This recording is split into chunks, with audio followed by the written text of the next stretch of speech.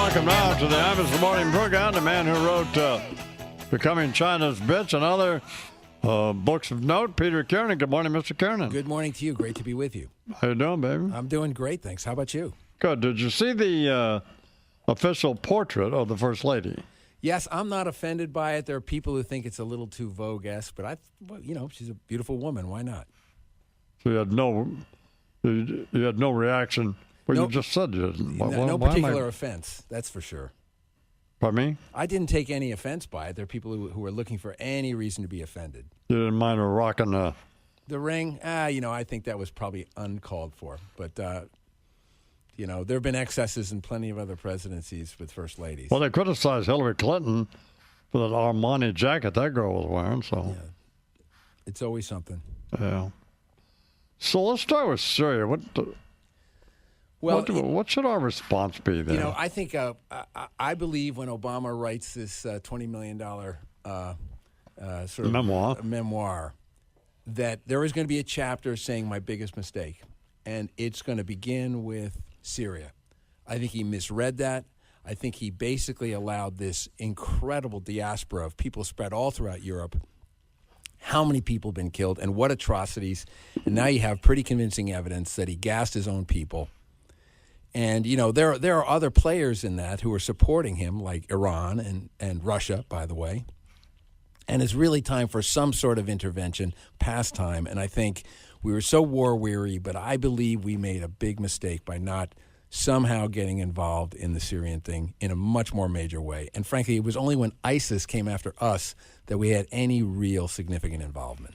Well, didn't President Obama, didn't he draw a line in the sand? Yeah, it was disappearing ink, wasn't it? And then there's this line and that line. And I think once you do that, once you say, cross that line and you're dead, and somebody crosses the line and you demur, you send a clear signal, and it opened it up. Basically, it opened it up for Putin and others to say, we have the measure of this man, we have the measure of this president, and we can be aggressive and push the envelope. And I think a lot of the incursions that you're seeing by other people around the world are because Obama did not answer that particular demand, that red line demand. He should have met it with the full force and vigor of the American capability. But what has the Trump response been?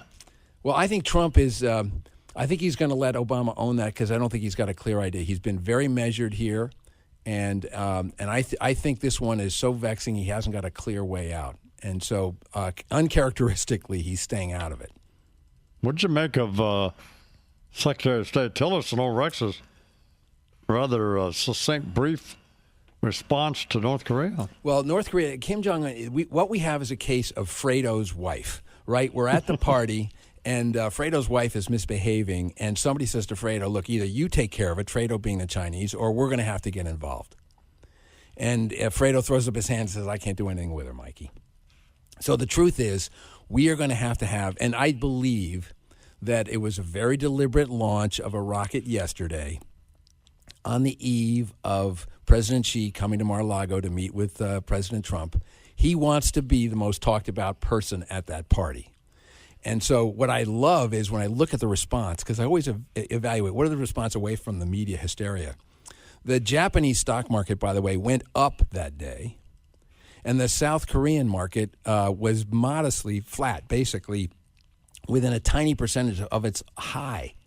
So the two most exposed people to this ICBM capability so far are like what me worry. They're not too worried about it because they believe it was a stupid party trick so that Kim Jong-un would be the most talked about person in Palm Beach this week. Did we become China's bitch? No, and I think we have a huge opportunity. I happen to like President Xi. He's a cool guy, and he's not very well understood. So if I could tell you a story about him, just because his father was one of Mao's guys, and then during the Cultural Revolution they had a falling out. So his family and he gets sent to the farm. What was the falling out over? It was he basically did not adhere to super what I would say fundamental principles that Mao wanted to state the Communist Party. He was much more interested in opening up to the world. So he has this son, this princeling, who goes to the farm, a weakling, and he's cast aside, and he gets stronger. And this kid has now gone from the top to the very bottom. He tries 5 times to join the Communist Party. They won't have him. Finally, in 1974, he gets in. He's stronger. He's a farmer. He's an accomplished young man. Yeah. And he moves through the party, and then he stalls. And so he divorces his wife, and he says, look, I have an opportunity to go to the United States, and I want to come to the United States and learn. And you know what he does? Most of these guys, these shoe-polished hair bureaucrats, what they want to do is they want to come to New York and go to the Four Seasons restaurant, go see cats, and maybe a strip joint afterwards. He says, no, I want to go to an Iowa farm. I want to hear how the United States farmers do their job. And I don't want a photo op. I want to live there. I want to stay in the room, the kid's room with the Star Wars poster. So he goes to Iowa and lives on an Iowa hog farm. Then he comes back, refreshed, and he decides, you know what, it's a new life for me. He gets a divorce, and he marries the most famous folk singer in all of China, much more famous than he was. So that's like Mitt Romney after a defeat marrying Reba McEntire, right? So he decides he's gonna take a new life. And she Reba gets McEntire. or some country, June Carter Cash, I don't know, but somebody who's a very famous folk singer. And what he does is he gets back on the track, and he comes to be the president of the whole shooting match. And what tells me everything about the guy is about 4 years ago, he comes to the United States for a visit, and he spends time with Obama, and then he has some free time. And you know what he does with the free time? No. He goes back to Iowa to that farm, a nostalgic visit. This is a guy you can work with. This is a guy with some shadows, some shades. You're not going to start weeping, are you? I am. But most of these guys are completely faceless. I hear you. But this guy's actually got a personality, and if Trump can reach across, there's a guy in there who you can relate to. Talking with Peter Kiernan here on the Imus Morning program, rapidly becoming my favorite guest, or certainly in the top 3. 13 till the hour, there is a advertiser revolt at Fox News. Pressure mounting for Fox to take some action against Bill O'Reilly. What do you think will happen? Well, I don't know, honestly, what's going to happen. As you know, I appear on Fox. I'm not paid or engaged on them in any way. Look, I have daughters, and I have daughters who are trying to make a living, and they're all working in the working world, and it would piss me off if somebody did to them what I understand has been done to some of the women at Fox. I would come after them with both barrels, the full extent of my financial and legal capability, and I have 2 brothers who are lawyers, so I would sue them for sport. So I applaud these women who are going back at it full tilt. That's where I come out on it. Okay, that's fine. Okay. But what do you think will happen? I don't think anything is going to happen.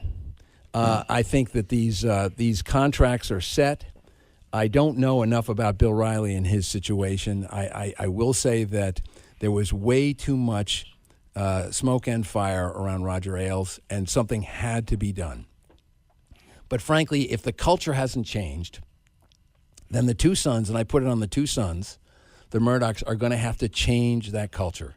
Because we do live in a plural world, and women should not have to put up with that stuff in the workplace. I just feel so strongly about it, and obviously it's because I got daughters, but I think that the main thing they're going to have to do at Fox is cleanse that culture of any of that behavior.